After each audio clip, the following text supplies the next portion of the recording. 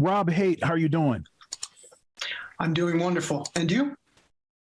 I'm doing all right, man. It's been too long. It's been a long time, man.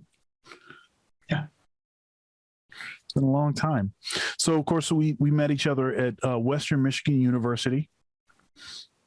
And, I frequently tell these stories about you to my students, just about someone that really took seriously their craft and spent so much time practicing, especially when enrolled in school. It was just hidden in the practice room, always in the practice room, and just the kind of player that you've turned into. Yeah, man, you're making it happen.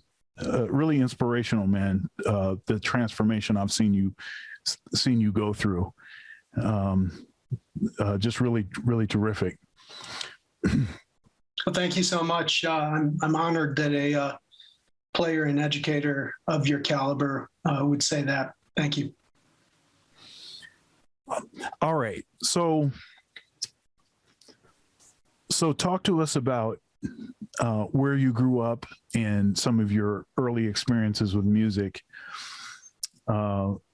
Maybe some things that initially really turned you on about music, and then maybe when you really knew that, okay, pretty much I'm stuck with music and this is going to be my life. Yeah, sure. So my father is a poet. He's a writer, and he also had an extensive music collection. I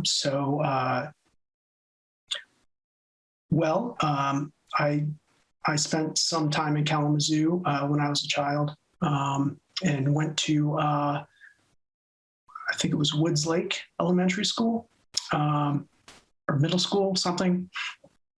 I think it was fourth grade. I enrolled in their orchestra program, playing the violin. So I played violin for a year, and then we were able to do, in fifth grade, we were able to switch to another instrument, like a woodwind instrument. So I played clarinet because I saw Richard Stoltzman on Sesame Street. And that kind of snagged me into that. Yeah. And my father's music collection, he listened to everything. He was really into the Beatles, but he had a lot of Thelonious Monk, a lot of Coltrane, Sonny Rollins. So there was all this stuff being played around my house, a lot of classical music. He had a lot of best of compilations, like those Blue Note best of things. So, I would be in the car and he would always be playing Thelonious Monk in the car. And I don't know, I think it's just one of those things with him being a writer. He also studied like many different, he was raised Catholic, but he was checking out many different religions. And he got really deep into the Zen Buddhist meditation, as well as, he never really got really serious, but that's the kind of person he is. He was about the tools of that. So his influence upon me was pretty big as far as just art. He would have people over, very cultured individuals, professors, from WMU over to our house, and we'd just be hanging out. And I was like 6 at the time, and be hanging out with all these really cool people. So yeah, and just the music, there was just music on all the time. So that was really great. I eventually ended up becoming, we moved out to the country, this place called Marcellus, Michigan. It has, I don't even know if it has one stoplight in that town, actually. It's a very small town, but I was very fortunate to have a band director there. His name's Joe Lecken. and he was a student of Trent Kinniston. And I think I started playing the saxophone when I was 14. I begged my parents for one. I believe I never told you this, but you're actually one of the reasons I wanted to play saxophone. Wow. There are these concerts at Dalton Center, right, that happen, and my dad would take me. So I believe that you were very young at the time. I'm not sure how many years separated we are. I know that you were doing your graduate degree when I was 18, I think. Okay. Yeah, so something like that. That sounds right. Yeah. Right. So when I was pretty young, I think I saw you maybe as a freshman, and you were just playing so much stuff, and I was like, man, I gotta play the saxophone. That's where it's at. Yeah, my parents made that happen, and that was great. I saw some great concerts there. You know, I saw a concert that Bill Sears and Rick Margitza did there. Yeah. That was great. And that's when I decided I wanted to try to go to Interlochen someday. And that eventually ended up happening. I think my junior and senior year of high school, I went there, double majored on clarinet and saxophone, got just destroyed. You can take it. Yeah, man. You know, Western. I interviewed Rick Margitza on the show too, but of course I interviewed our teacher, Trent Kinniston, and yeah, I mean, to this day, so much of what he taught me is what I teach my students. I mean, because he had perfected it. You know, he just knew how to. And I'm realizing too that it's not as much necessarily the material, it's his approach. And it's like he had a different approach with each student, and that's the kind of thing that takes a lot of years to develop. I think you're fortunate when you start teaching to have one good thing that you can do, one good approach, a particular methodology. Some teachers stay in that particular approach, that particular methodology, that's just what they do forever. But then you have these special teachers like Trent, that are able to transcend that. And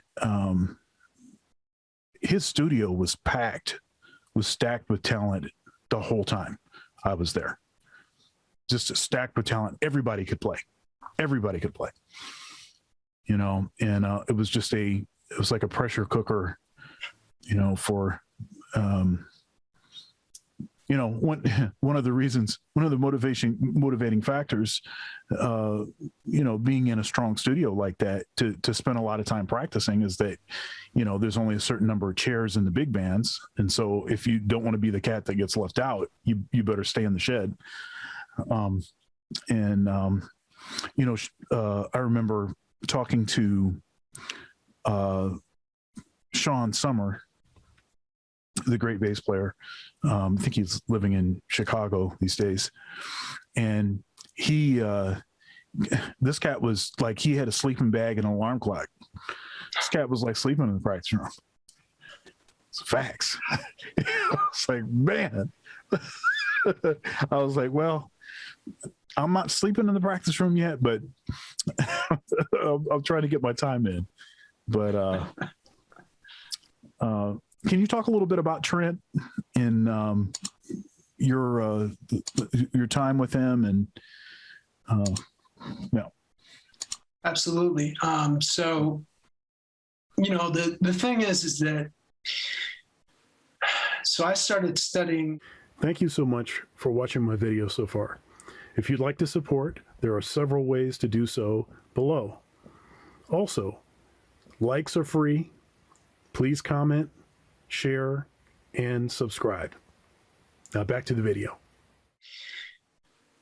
So I started studying with him when I was 18, and I think I was with him for maybe 3 years. And the thing about the way that he taught is that, one thing I wish I would have done with him, I wish I would have recorded all of the lessons that I had with him. But I do, the thing is that as far as I'm concerned, just my own personal case, I was I don't think I was a very good person when I was that age. I think that, and not that I was a bad person, but I think that I did not know how to really take responsibility in like a profound way.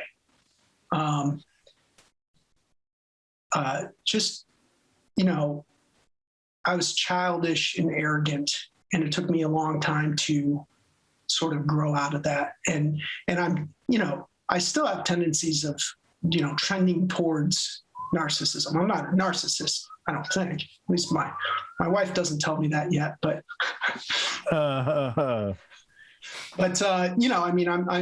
am relatively self-centered. So with Trent, I think that a lot of times he would say some pretty profound things that would sort of stick in my mind, but I couldn't get past myself all the time to really understand how to take what he was saying and apply to my situation.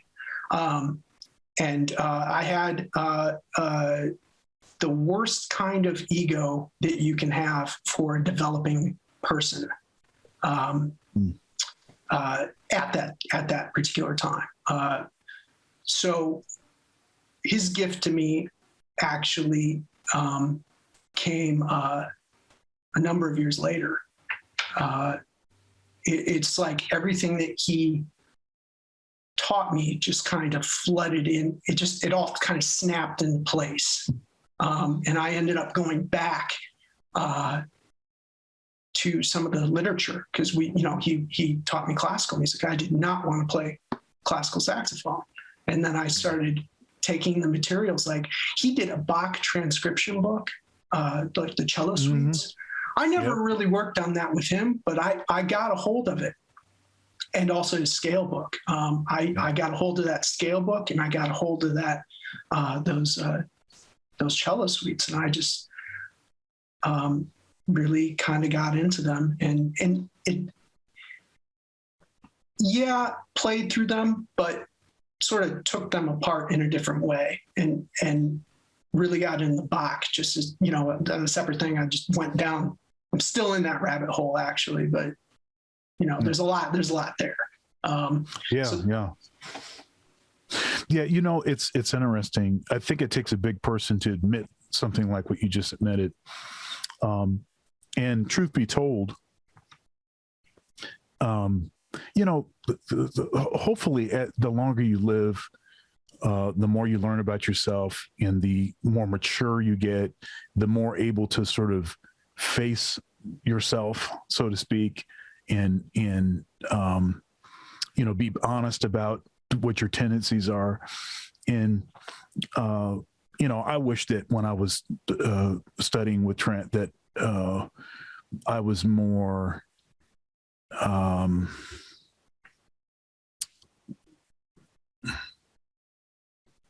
I could have gotten a lot more, put it that way. There's this weird sort of tendency with people that have a high aptitude. So it takes a certain kind of stubbornness to fully develop something, because you have to be tenacious, and you have to be, and you just have to be really almost myopic on on stuff to really get that stuff together. And it's a plus, but then it can also operate as a negative in the same way, because if you're stubborn, then even when someone explains something to you, hey, do this and do it this way, even if it's somebody that really knows, oftentimes it's hard to like actually fully take that stuff in. And I think that's an issue that disproportionately, like I said, high aptitude students have. But I interviewed another friend of mine. He went to Ohio State. A great musician, Hamilton Harden. He plays everything, and he plays everything great. I mean, his degree at school was jazz studies, saxophone. And so that was what he got his degree in, but he's been playing in church since he was 2. I think his first instrument was drums, and then keyboard, and he plays bass and guitar and drums. He plays all this stuff. Plays trumpet. He plays all of these instruments at a touring level. Like he's toured on all of these instruments, as a standalone. And one thing that he admitted, I think he did right in my interview, was that when he was actually studying, with a teacher at Ohio State, that, he kind of had that same sort of disposition. And it wasn't until after he graduated that he actually went back and he apologized to him. He said, you know what, I'm sorry. I don't know what I was doing. I shouldn't have been X, Y, and Z. I'm saying that to say that, as long as you get it, as long as you figure it out at some point before you're, 6 feet under,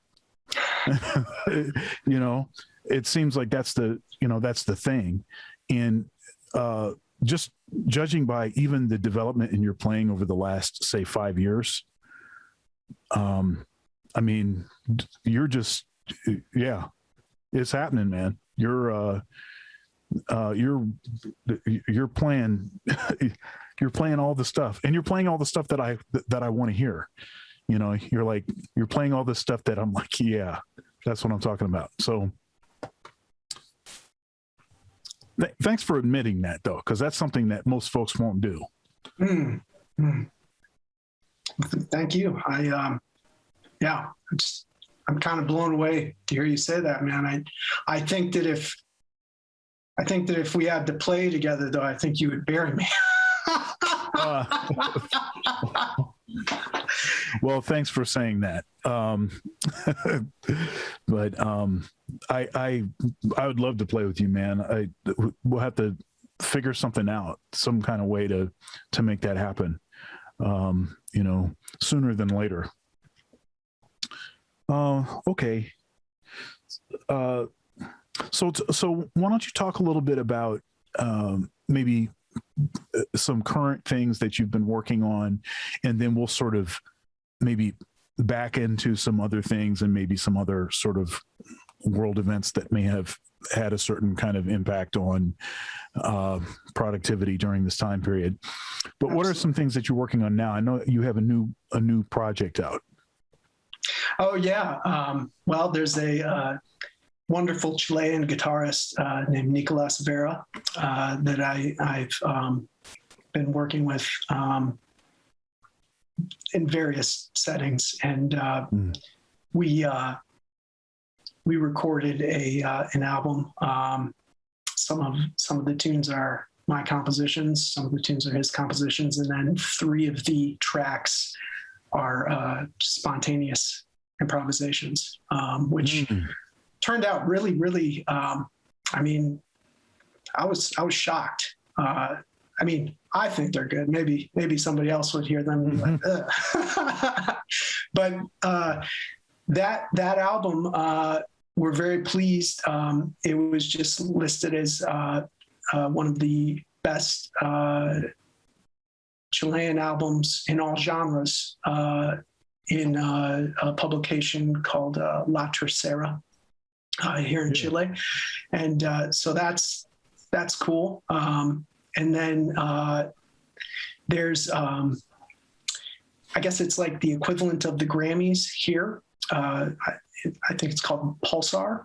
And we've been nominated for best jazz / fusion album. So I don't know how we can compete against the fusion guys. I'm not sure how that's going to work out for us, but it's nice to get nominated, you know? Now we've been kind of talking around it, but so you're in Santiago, Chile. And how long have you been there?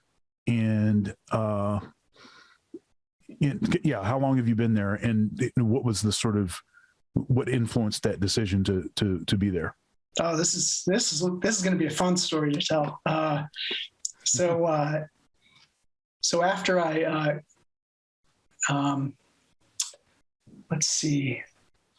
Okay, so I got a loan from a friend, a really big loan, to buy a SBA.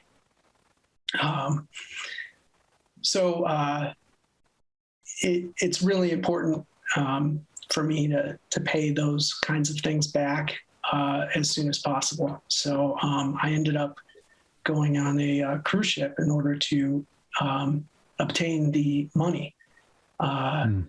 So I went on there maybe 2014. I left New York to do that. I still had like a storage space in New York that I would go back and in between contracts. But I ended up meeting a Chilean woman and marrying her in 2015.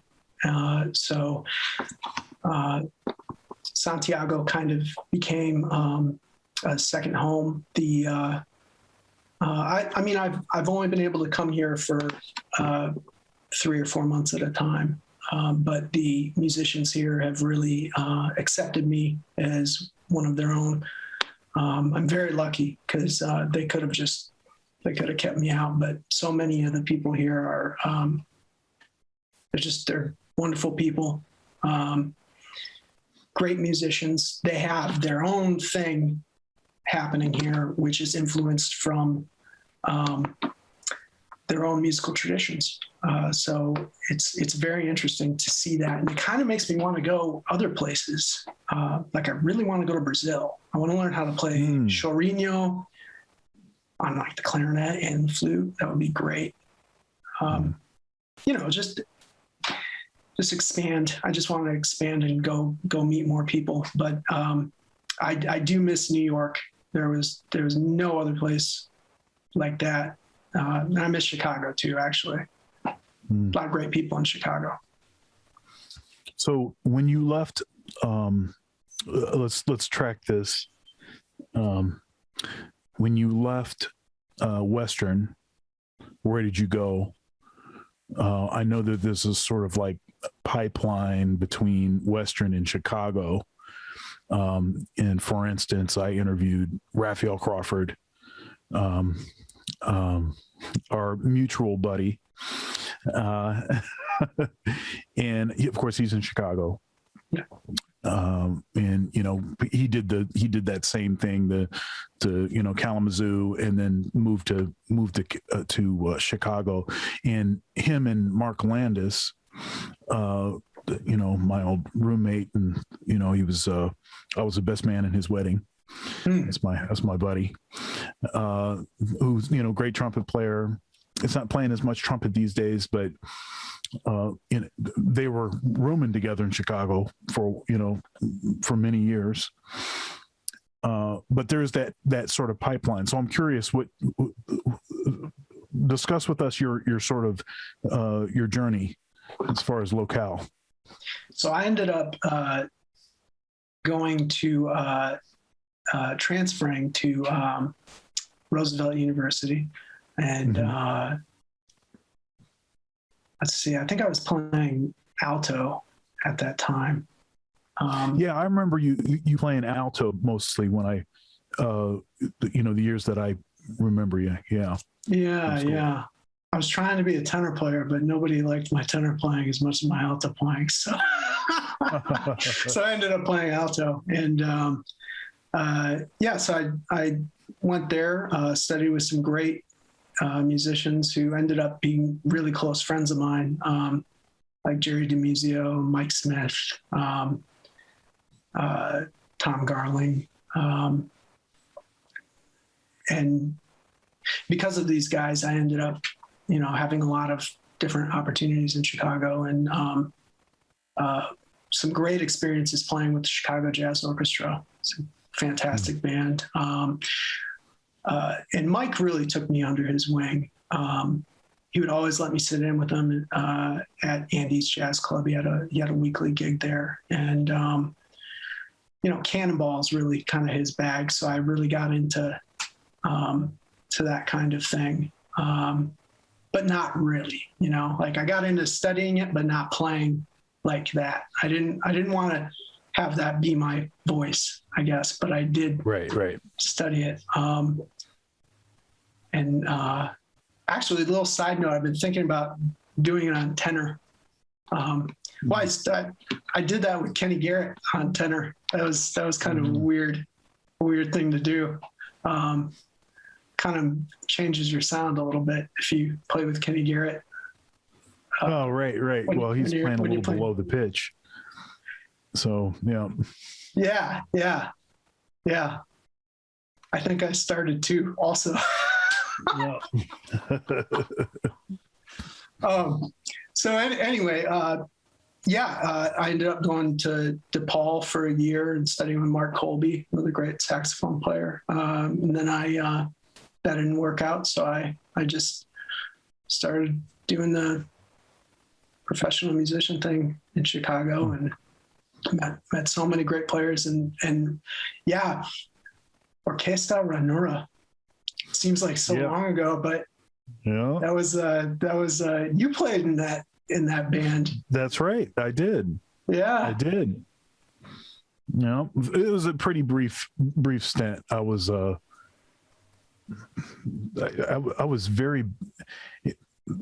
I kind of was experiencing maybe my first burnout during that time, because I was playing in a lot of bands, and I wasn't focusing as much on my own music. And I grew to understand that I needed to carve some space out for that. So although I dug everybody in the band, it was a good experience. I ended up having to step away after not too long. Cause I was at the same time I was playing in the hip pocket. I had a weekly gig at District 211. I was playing at church. And all the days that I didn't have gigs, I had rehearsals. And it just at some point it was like, okay, let's reevaluate. I do want to still enjoy playing saxophone, so let me see if I can work this out. But yeah, that was a fun band. Yeah, those 211 days, I remember those. I transcribed some of your stuff from your performances at District 211. You still have those transcriptions? I don't know if I have them anymore. Somewhere, I'm sure, but I lost a lot of traveling around and so I told you I had the space in New York. I was paying $300 a month, and eventually I just had to toss all of that stuff. I had a lot of stuff there, so I just figured, a lot of things that I'm working on, they're just in my head. So I'll just concentrate on that. Yeah, I've been in this sort of process of trying to get as much stuff digitized as possible, to try to minimize my. I have way too much stuff as it is, but to try to minimize my footprint if I can. But I switched to using. Okay, so it must have been about 2014, 2015 in there. I totally, almost overnight, I totally switched to using an iPad for like everything. Like all my music is on iPad, unless I show up to a gig. If I'm playing with a Basie band or I'm playing with the Columbus Jazz Orchestra or something, where the book is the book. Other than those kind of situations, I'm playing off the iPad. Even when I'm playing classical stuff, I've just, because it would be an insane, like huge pile of stuff to haul around. Yeah. That's just like right in there. And of course I have like, a huge collection of PDF fake books, so if I ended up in a situation where it's been a long time since I didn't know a tune that somebody called.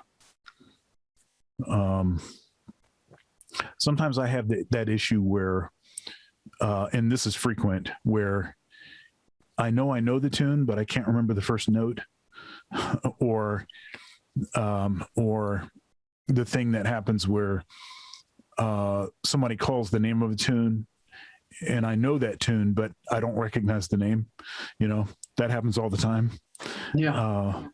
Or a sort of artifact or something of playing instruments that are in different keys is not knowing what the standard key is. Like, okay, and that's part of why I'm like, okay, well, what does the tune start on? And then from playing like with singers and other folks that they do the songs in different keys anyway because of their vocal range or whatever. Right. But yeah, but District 211, man, that was a heavy spot. That I don't think people knew what that was. There are very few places like that, like ever, where they were doing that much music, that much live music, that much jazz, and where student musicians even were regularly gigging. Yeah. That's not a regular thing, and making good money. The way, for the most part, the way that those gigs paid, at least what they were paying me, sometimes I gig now, I take a club gig or something now, and I'm getting less now than I was getting back then. Now, and of course, that's an indication, I think, of the times. But speaking of the times, how has this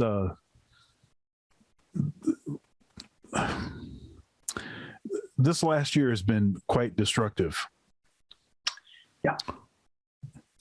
How have you been managing?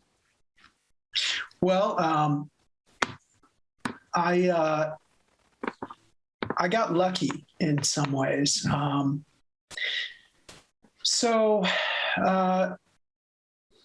My whole modus operandi has been to have the least amount of responsibility in order to direct all of my time to practicing and trying to get better. And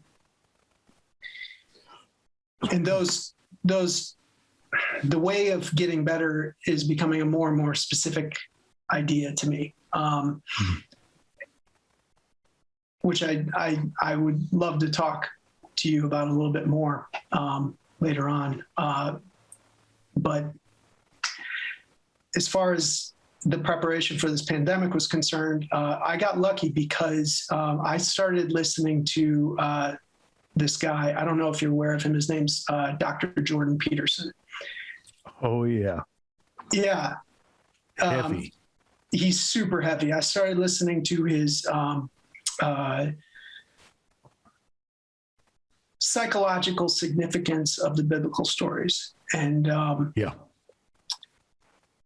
I just thought I took some of the things that I know he's politically charged and a lot of people don't like him, but these are like some serious things that he's talking about. And those stories are serious stories, and should not be taken lightly. And, I just kind of, I took a couple of those things and tried to apply them to my life.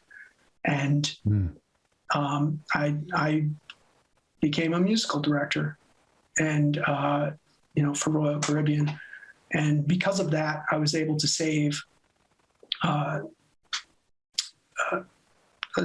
substantial bit of money in just 6 months. So that has sustained my wife and I over this period, which has been unbelievable, just unbelievably bad. So, yeah, I'm very lucky. A little bit about Jordan Peterson.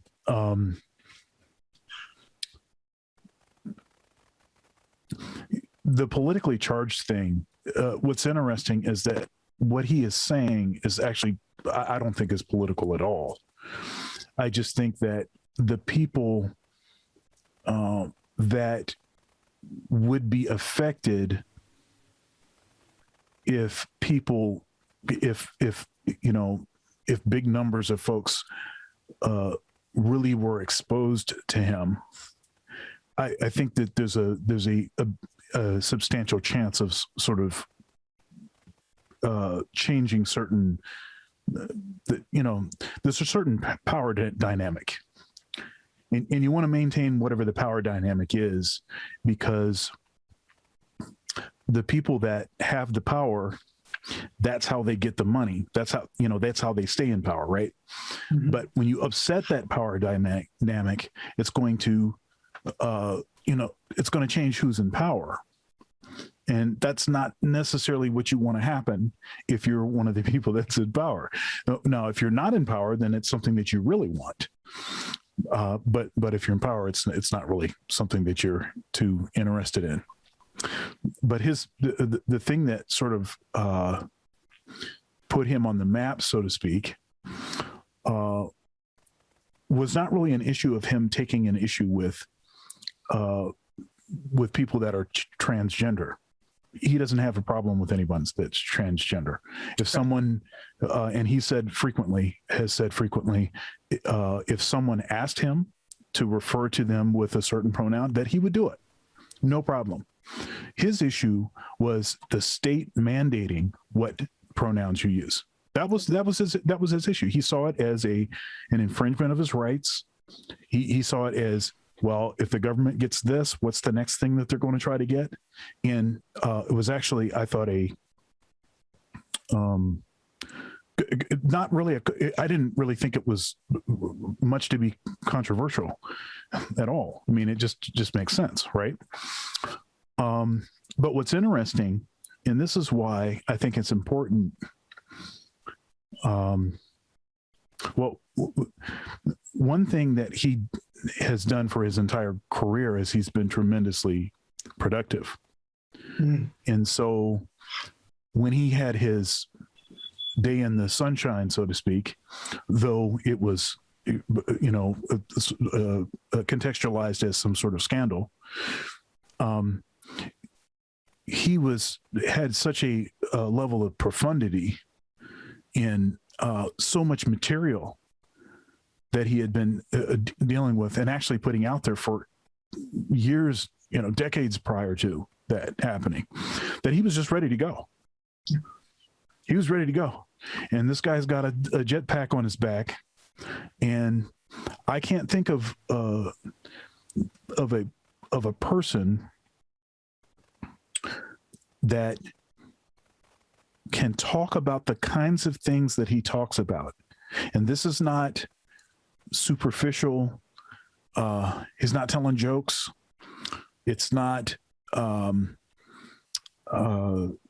it's not gossip. It's not, he's not a shock jock. It's none of that. He's talking about, he's a philosopher, and he is talking about meaning and purpose. And he's talking about it in profound ways. And this guy is booking, is selling out 2,000, 3,000, 5,000, 10,000 seat arenas. And people are sitting there silent, listening to this guy talk for upwards of 2 hours or 3 hours. I can't, I don't know when that's ever happened. That's like ridiculous. Yeah, he's a heavy dude. He's been definitely very, very much impactful on the way that I see a lot of things. It's so yeah, Jordan Peterson, man, I'm right there with you. Yeah, it's not a bad influence. Yeah, I mean, he's great. I really dug his book, and I'm gonna check out his next book when I get some more money. Yeah, I mean, 12 Rules for Life was great. His Maps of Meaning.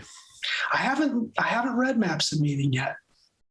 Yeah, so Maps of Meaning is a more hearty kind of book. I mean, there's more to it. It's a bigger book. It's in some ways the 12 Rules for Life is sort of an outgrowth of, or maybe sort of a little bit simplified version of Maps of Meaning. Sort of. That's not the best way to contextualize it, but they're both great. They're both great. I have those. I got them both on audiobook, and I listen frequently. Yeah. Yeah, I hope he gets through this latest thing that he's been going through. I don't know if you're. Yeah, it seems pretty rough. The way he's been talking lately, it's sounds pretty bad.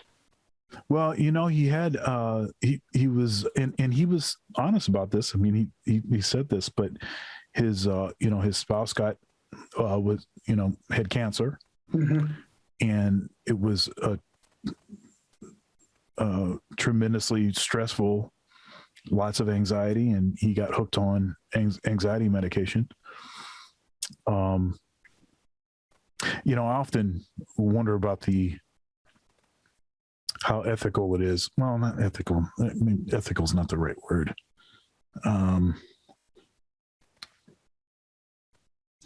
It seems pretty mean-spirited to try to use that as the way that you're going to try to knock this guy off, but there's a lot of folks in the media that were happy to hear that, he had some kind of chemical dependency, and see, oh, you're trying to, supposedly help other people, and, and like this, and you yourself are dependent on, this or whatever. I mean, it's totally honest way that he got hooked on this stuff. He finally got off of it, but yeah, he's had some other health challenges. I think his daughter has the same, was it like an autoimmune thing or something, where she started only eating meat or something, and then it like fixed whatever that issue was, and he did a similar thing, and then it seemed like that was helping. But yeah, it's funny. Actually, my wife, Veronica, I hope she doesn't mind me telling the internet this, but she had some issues, and I don't know if you're aware of Dr. Mark Hyman. Have you ever heard of him? Functional medicine. Yeah, it sounds familiar, but I'm not sure. So he created. I think he was the one who created it. Maybe he had a mentor in the early days, but at the Cleveland Clinic, He was involved in this functional medicine. It's basically I don't want to butcher what it actually is. But my understanding of it is that it's using the body's natural mechanisms with eating the right food, limiting, like, for example, my wife was very sensitive to certain foods. It would cause inflammation in her system. Right. So she restricted her diet, and now she's introducing things back in. But man, she lost an incredible amount of weight. I started doing it in December. I think December 21st, I started doing it. I've lost like 16 pounds without even trying. I don't exercise really. That's actually one of the things I'm supposed to be doing more of. Just went to the doctor. The doctor said that he was impressed. I've never had a doctor tell me they were impressed with my numbers or how I looked. But it's also one of these things where I feel better. I just feel way better than I ever have. And I can focus a lot better than I have ever been able to.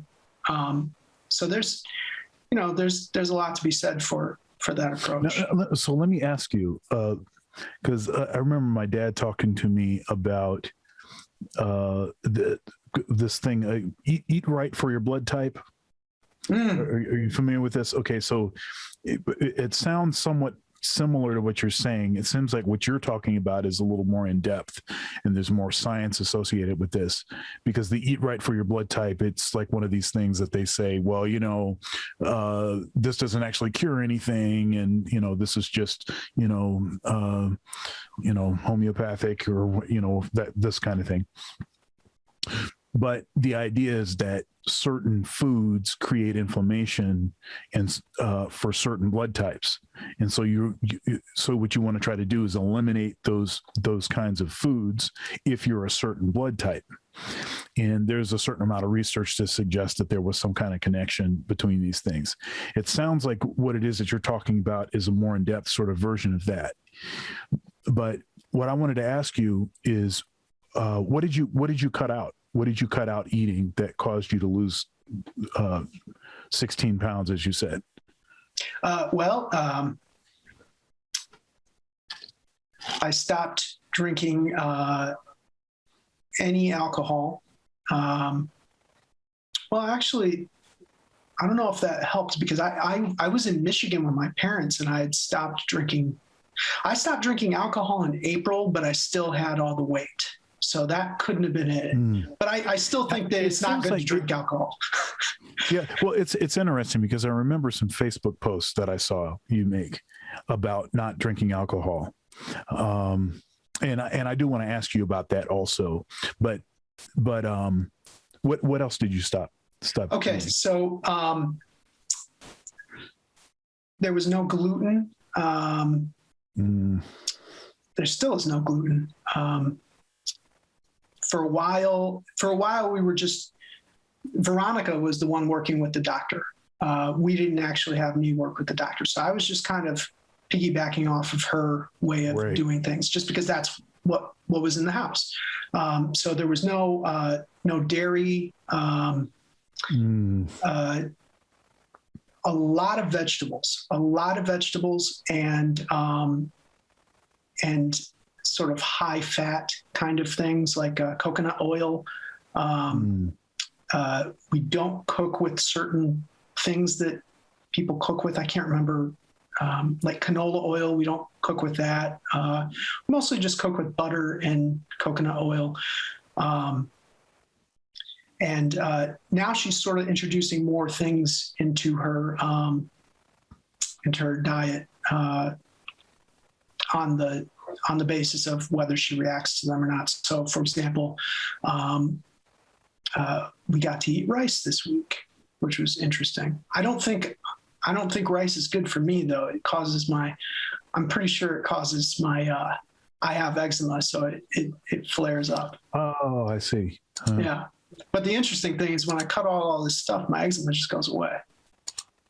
It's interesting, this sort of connection between, okay, so it makes sense, but I think food is one of these, it's ubiquitous, right? Like it's ever present in, so much so as to be invisible in a manner of speaking, like we don't even consider it.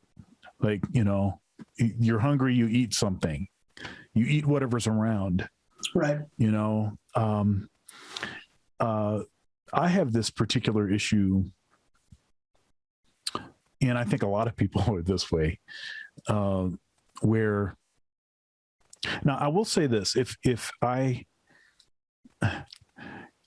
can eat the same thing, I could eat the same thing every day and it wouldn't bother me. Okay. But if I have to choose, if the stuff is not right there, I'm going to definitely make a bad choice. I'm definitely going to go right for Wendy's. In fact, or Qdoba. In fact, I don't even remember going there.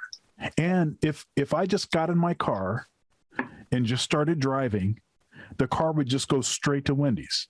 I don't know how that works, right? And then I would regain consciousness with a bag and a food and a drink in my hand. I'm like, I don't even know how this happened, but I'm just going to go with it, but there's this thing where but if I have the food laid out and I have it within close proximity, it's no problem. It's no problem for me to eat what I should eat. Yeah. It's always, I get jammed up in the preparation thing. If I don't prepare, then I definitely am going to eat all the stuff that I shouldn't eat, and a lot of ice cream right before I go to bed. Oh, that's what's going to happen if I don't plan. But if I do plan, then like I said, I can eat the same things every day, and it wouldn't be a problem. It's when I have to choose that I have it in the moment. When I have to choose in the moment is when I make bad decisions. Yeah. Well, there's no sugar on this either. No, absolutely no sugar. And well, if there is sugar, it's like dark chocolate. Okay, right. Very, very limited. No processed foods really. And then an important thing about the meat also is that it has to be, grass-fed beef. Right. Which is kind of a drag because it costs a lot of money, but I think it's worth it. I hope it's worth it. Yeah, I mean, I went to this was some years ago. I was in Romania, Bucharest, and I was playing in some gigs with the great pan flute player Damian Dragici. I'm aware of him. And so if you look him up on YouTube, there's a clip where he's playing Donna Lee, and it's not at a slow tempo. It's just it's crazy stuff. It doesn't make any sense. Wow. The guy has a perfect pitch. He's playing with Eddie Daniels in this clip that I'm thinking about. But I was there because a drummer buddy of mine, Reggie Jackson, I interviewed him also. He lives in Columbus. He booked me to do this sort of mini tour. We did about 3 or 4 gigs when we were there. And I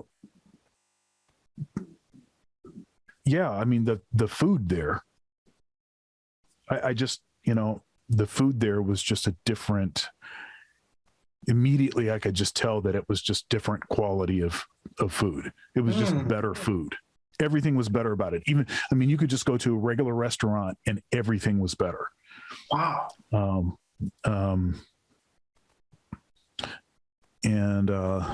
Yeah. So, you know, definitely certain parts of the world, I think there's a tendency to have a higher quality food. And I think that there are incentives in the States, at least, partially because of the number of people that need to eat. I don't think that the motivation behind some of the practices with preservatives and stuff like high fructose corn syrup and margarine and all that, those things, I don't think it was necessarily nefarious. I just think that we didn't know enough about the science. And we were also telling people that, hey, look, you know, this in particular with margarine, we're telling folks, hey, there'll be no consequences for eating this margarine. It's a substitute for butter. It's way better for you. Eat as much of it as you want, like this. And then, of course, now we're all against, you know, a major ingredient in margarine is what is that? What is that kind of fat that we don't want? It's going to be trans fat. Is that trans fat? There you go. Okay. Margarine is loaded with trans fat, right? Of course, we didn't know enough about it, and you know, it's not nobody's trying to hurt somebody by creating margarine, but you know, but obviously there's something negative there. And then high fructose corn syrup was actually created to create an inexpensive nutrition source. Again, it was a goal to try to bring down the cost of, you know, of food. Wow. But then we started discovering some of the issues with, you know, intaking a lot of high fructose corn syrup. And if you look at the sort of ballooning in how much people weigh now, I mean, if you compare it to what people weighed, you know, say 50 years ago, I mean, it's out of control. It's really ridiculous. Oh yeah, it's out of control. In particular, let's talk about the Black community. The Black community is, I bring that up because all of these sort of policies disproportionately affect the Black community. So if you can see the sort of impact of the Black community, then you can kind of tell the future of other populations in the States if certain policies are not changed. Okay. So for instance, let's say 50 years ago, the average man was 5'7", 5'8", and was 165 pounds. The average man today is about 168 pounds, maybe 5'9", 5'10". This stuff also disproportionately affects women, right? The average woman was 120 pounds, 125 pounds, 5'3". Now the average woman is 5'3", 187 pounds. Right. So that's an increase of like, what is it? 40 pounds. Is that my math right? Yeah. No, my math is wrong. 60 pounds. That just seems so unbelievable. It's crazy. Yeah, but a lot of it has to do with, I mean, there's other reasons for this, but, the food, man, it's easy to get calorie rich food, but rich in the wrong kind of calories. Yeah. You know, and I hear people talk about this food desert stuff, and I'm like, okay, I get it. In certain communities, it's hard to get fresh vegetables and fresh fruit. I'm totally with that, and I think that, you know, we should do something to fix that. but that doesn't cause you to go and get, Twinkies and ho-hos and stuff like that and call that your meal, so there's other things that you can get that are calorie rich, but low in the stuff you need them to be low in, and high in the stuff that you need them to be high in, that are also relatively inexpensive. Stuff like tuna is inexpensive. It always is inexpensive. Canned tuna, and eggs, for instance. If you just use those two things as a primary protein sources, and then just made some slightly better decisions on other things, other kind of, heck, if you ate that plus rice or something, all of that stuff is inexpensive, and you're not going to, anyhow. So part of this is about just people getting some information. And that's part of the reason why I was asking you that. I'm always interested in ways to tweak the diet. As I always tell folks, the kitchen is undefeated. The kitchen is undefeated. It wins every time. And it doesn't matter how much working out you do if the kitchen is still kicking your butt.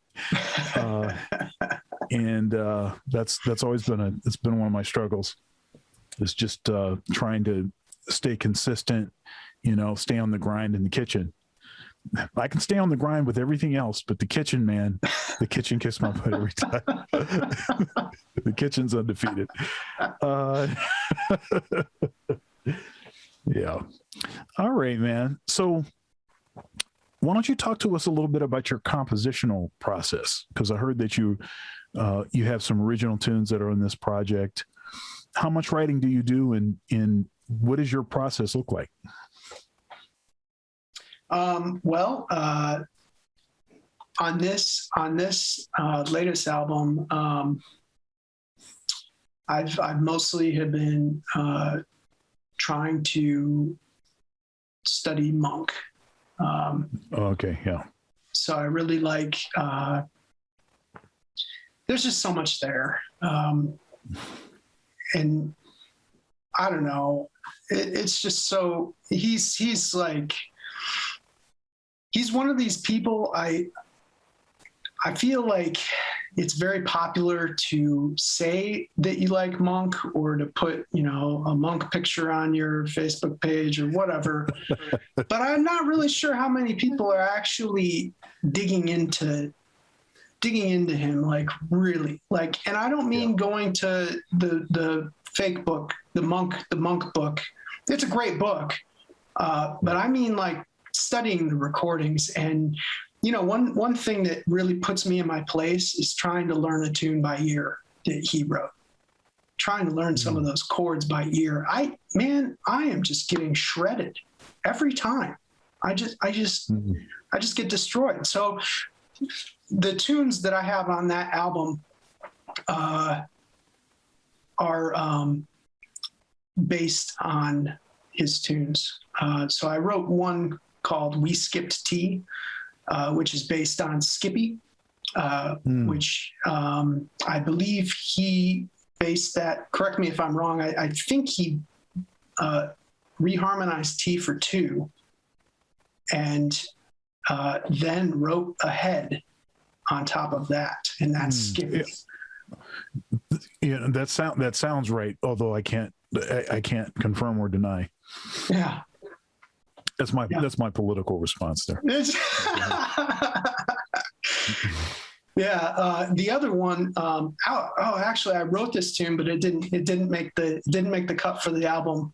It was Evidence, but with Coltrane changes on the bridge. Oh yeah. It's a fun tune, and I think I named it Incontrovertible, something funny like that. So I'm just basically going through studying Monk and then trying to write just whatever comes out of me over his forms, or maybe I'll take something from him and like add a couple of other sections that, Oh, right. I'll just steal parts, so I'm really just kind of trying to do that. But as far as original, like really original stuff, because I'm kind of piggybacking off of his greatness. And honestly, I mean, I feel like as far as the composer, I'm a middle schooler. Like when you look at Monk is up there, Stravinsky's up there, Bartok's up there, like these guys who just, man, they are just creating sound universes with their stuff.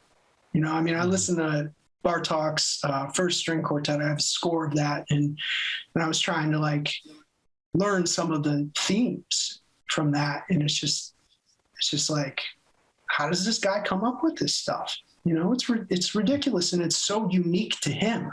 So that's sort of like, I'm trying to find some way that is unique to me, but you can't just arrive at that kind of thing. You have to just act things out, as Jordan Peterson says in a lot of different other things.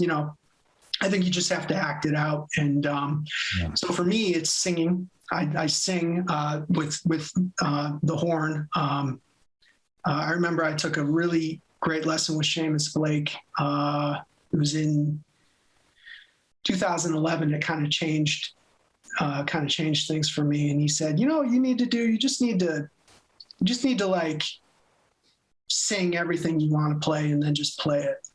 So that was sort of the idea. You take a tune and you extend all the durations of the harmonies in that tune, and you sing it, and then you play what you just sang, and then the next chord comes, or you do that with a phrase, and that's kind of what I've been doing for a while. And then the real test for me with that kind of stuff, which I've been like really doing now, like this is sort of my thing right now, is I like to take bebop tunes without practicing them, and I'll just pick a key, play the head, so yeah. It just destroys me. I can't say that I play what I hear unless I can do that, flawlessly. That's like a prerequisite. Yeah, this is good stuff. Of course, I interviewed Seamus on this show and I got a lesson with Seamus when I was in college. Was my junior year at Western, and Trent went on sabbatical, and so he brought in Walt Weiskopf. I interviewed him too. Chris Potter and Seamus Blake for week-long residencies. They taught the students in his studio, and then someone else taught for the rest of the semesters. He was gone for the whole year, and although I really didn't like Trent being gone, and I think I was still calling him and trying to go over to his house and stuff during that year. The time with Seamus was formative. He's heavy dude, very.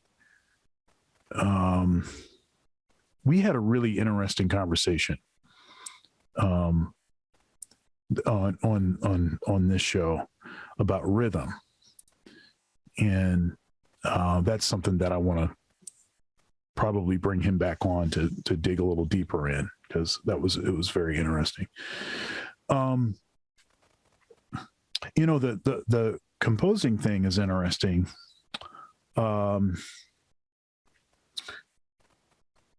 Okay, so a couple things. This thing about Monk, and I would argue that maybe this could be said about I mean, a lot of folks, even like someone that like Coltrane's referenced more often than Monk is, but I think equally, you know, you wonder how much really people know about Train or Parker or Monk or Miles. They have they change their picture on their profile picture on Facebook or something. It's about as meaningless as blacking out your profile picture, but not actually changing the way that you orient yourself to Black people or something, Yeah, like one thing I frequently hear people say, especially about Monk and Miles, which just shows that they don't know anything.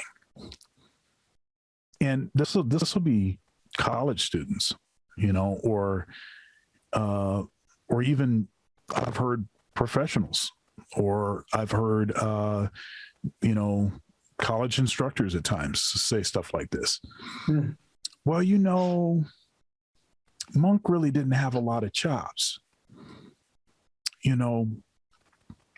so the inventive thing about Monk is that, see, without a lot of chops, he was able to do all of this, kind of quirky stuff. And, and it's like, what are you talking about? He didn't have a lot of chops. Can you play anything that Monk played? No, you can't. Okay. So that's one. Second thing is, if you listen to those Charlie Parker records, and you'd be swearing up and down, man, Bud is sounding great. Bud Powell is sounding really great right now. And then you turn it over. Oh, snap, that's Monk. Now look, if you can sound like Bud Powell, that means you have a lot of chops. Okay. I'm just stating the obvious here. So that kind of stuff is just totally, it's kind of off-putting. And they'll try to do the same thing with Miles. Like, oh yeah, Miles didn't have a lot of chops, Birth of the Cool, playing with space, cool jazz, right? They get into this and it's like, same thing. Go consult the recordings. Listen to those Charlie Parker records. Man, Diz is killing. Diz is killing on this. Oh, snap. That's Miles. and a couple of things about Miles, right? Miles went to Juilliard. So can it with this, you didn't have a lot of chops crap. If you go to Juilliard, it means you at least could play your instrument. Okay. That's one. Secondly is, come on. If you can sound anywhere in the neighborhood of like Diz, that means you had a lot of chops. That means you could play.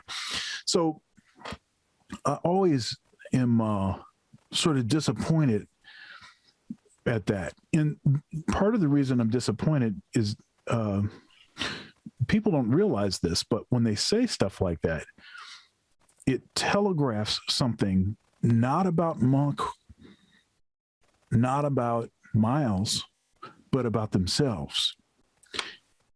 It's not just that they're shallow, it's that they themselves, it's likely that they themselves have adopted a particular perspective in order to make something easier on themselves.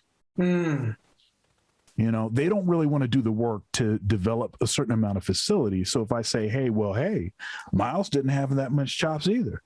Neither did Monk. So now I can enable and I can empower myself with this horrible, this horrible philosophy that's going to prevent me from ever, achieving a certain level of facility on my instrument. Because you don't need all that. You don't need all that. All that facility, you don't need all that. You don't need all that. See, Monk and Miles. I have this recording somewhere. It's a Miles recording, pretty early. It's a live concert in Paris, and he's playing. I've never heard him play like this before, but he's playing with all these. It's almost like he's taking all the classical stuff that he had together and just playing it all right there. And he kind of sounds like Dizzy Gillespie, but not. Right. I was just like, wow, I can't believe that's him. And I just had to keep looking at it and, is this the right track? And it was. Right. And it was him. And the thing is that that just wasn't his real voice, or that wasn't what he wanted to be singing. Yeah. See, it's one thing to have left no rock unturned, to have struggled to perfect. And after you have done so, then to decide, but this is how I want to use it. That's very much different than, you know what? Let me find some folks that I think have my same frailty, and then use them to excuse me for not, leaning in and getting the work done. It's funny because this humanity thing, I often think that God has got to be just laughing at us.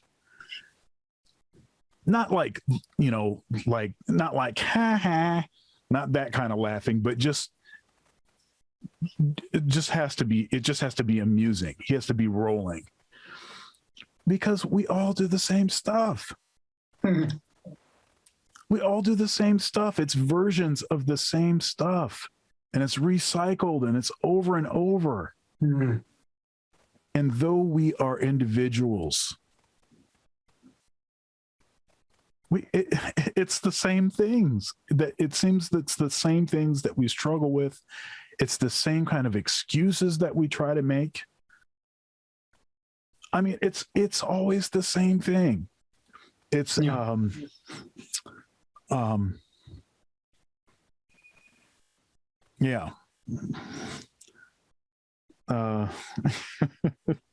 I got to tell you, Sean, that there are certain things that I think are true about existence, and I don't know if this bleeds over to other people or not. I mean, all I can worry about is myself. I mean, yep. I got to take care of my thing, and I just hope that will, me being honest, telling the truth, and being, taking on my responsibilities in the best way that I can. I hope that can bleed out to the people around me. Yeah. But there is, I am absolutely certain of this. I am pretty sure I don't know what's going on. I don't know anything, and I'll give you a really good example of this. When I was a student, I knew way more than I could actually do. So I knew a lot more theory. But one great thing that happened was I just decided to record everything that I did. Yeah. And that's, you get an objective kind of thing from that. And I really liked the way that Rick Margitza played a lot. And so I decided, if I'm gonna really do this, I need to start comparing myself objectively to like the best players on earth, so Chris Potter, all these cats. Can I sound like that? Like, really, can I do something that powerful? And, when you get that hard no, it's actually it's a beautiful thing. Yeah. Because you can go from there and take steps, and you'll never, I'll never be like them. But any player that I choose to put attention towards, so right now it happens to be Ben Webster, because I feel like I'm missing something, which is in him, something about his lyricism, something about the way that he did things is missing. And my sense of history is spotty as well. So I've been just learning his solos, just not writing them down or anything, but really concentrating on him. And then I am writing down Woody Shaw's solo because I can't. I just it's too much. Like, I'm not good enough to just play it. I have to write it down. Woody does that to a lot of cats. Oh man, he is unbelievable. He freaks me out. He's just he's just I can't. Have you heard the story? Sorry to cut you off. Have you heard the story about what is it, the Imagination record? And Kenny Garrett is on that, right? And it's Woody Shaw and Freddie Hubbard. Oh yeah. Okay, so what is that, like a double CD or something? I believe so. Yeah. So I was talking to Dwight Adams, and I interviewed Dwight. Dwight is a great trumpet player. He's also former Mr. Michigan, the open bodybuilding competition in Michigan. But he's a great trumpet player. He taught at Ohio State. He's teaching at Wayne State University now. He is he plays with Stevie Wonder. And I kind of grew up with Dwight, and he's on a couple of my recordings when I was younger, and we also play together frequently in the Columbus Jazz Orchestra. But in probably one of our gym sessions, we got to talking about that session, because Kenny Garrett had told Dwight's from Detroit, like Kenny, had told him about some of the sort of strategies that Freddie Hubbard obviously was using, because he was intimidated by Woody Shaw. So Freddie kept intentionally messing up. Okay. Like, oh, that take's not good. Okay. Oh, yeah, we got to do it again. And so what you hear on that recording is after Freddie had sort of pushed it on so that Woody was actually tired. And he played all of that stuff that he played, though he was tired. But can you imagine what he was going to play if he wasn't tired when he was playing the stuff, right? So, yeah, Woody's a bad dude. Woody is super bad, and it's interesting because I think there's an interesting connection between Woody and Freddie, where Freddie seems to be a more linear angle on Coltrane, and Woody seems to be a more intervallic window or approach to Coltrane. And because if you are to match up some of the note choices that both of them use in certain situations, I think you'd find a lot of similarities, although one tends to approach it from a linear perspective and the other from an intervallic perspective. And then obviously Woody with all the pentatonic stuff is ridiculous. And then of course you can hear the obvious influence on Kenny Garrett from Woody with all of the pentatonic stuff that he deals with. But yeah, very interesting. I like the thing that you said about recording yourself and saying, hey, the recording is objective. It's telling you the truth. It's not lying. You know, hey, it tells you that it's, as you said, it's a hard no. But then I like this thing. It's like, well, but that's a good thing, right? Because then at least it tells you where you are, right? It's almost like the point when, say your cell phone coverage goes out and your GPS, it doesn't know where you are. And then all of a sudden something happens and then it's like, oh, you have cell phone reception again. And then it finds where you are on the map. And it's like, oh, this is really good because now, you know, I can actually find where I'm going, where I need to go. Right. Because the GPS only works if it's given where your location is. Then it can tell you wherever you want to go. Yeah. But if you don't even know where you are, if you have no frame of reference, if you didn't get a hard no, you know, then you don't know what's going on. What is the Chinese proverb? I'm probably botching it. 1,000-mile journey begins with one step or something. You know, but you have to know which direction you're walking in, right? I like this illustration. I use this one frequently, and it's about getting yourself moving at all. You know, and so the steering wheel in a car, it has a particular purpose, but it's non-functional if the car is sitting still. Once the car is moving, however, even if you're headed in dead the wrong direction, you're going opposite direction if you're supposed to be going in. The steering wheel can actually get you moving in the right direction. And it's using the momentum of whatever direction that you're going in as a way to get you going into the right direction. And this whole idea of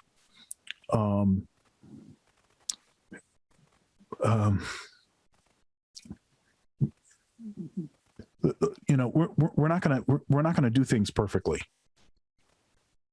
and often we're not gonna know which direction to go in until after we've already been going in the wrong direction for a while. But you have to at least be willing to start walking. You know, start driving. You know, to stick with the analogy, right? Because once you do that, then you can easily reorient to where you're going, where you need to go. But very interesting. Why don't you give us a final word, man? Well,